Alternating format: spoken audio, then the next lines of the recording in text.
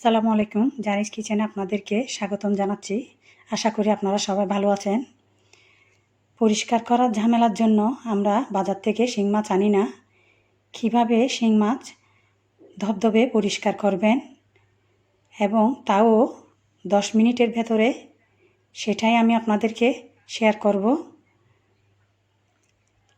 তার জন্য আমার একটা কাঁচা পেঁপে লাগবে। তাহলে শুরু করা যাক।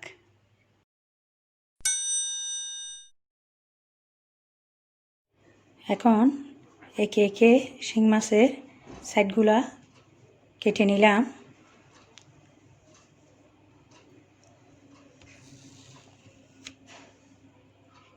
পেঁপের খোসাগুলা একটা ব্লেন্ডারের জারে দিয়ে দিব। এর মধ্যে হাফ কাপ পানি দিয়ে দিব। এরপর 2 মিনিট ব্লেন্ড করে নিব। ব্লেন্ড করা শেষ।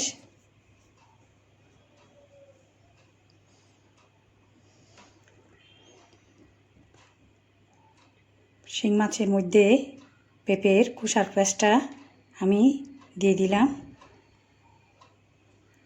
1 চামচ লবণ দিলাম,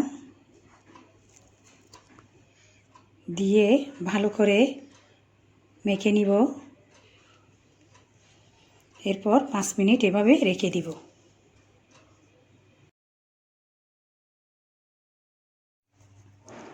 পাঁচ মিনিট পর আমি শিং মাছগুলা একটা ঝাঁকিতে নিয়ে নিব। এরপর ভালো করে ঘষে ঘষে পানি দিয়ে ধুয়ে ফেলব,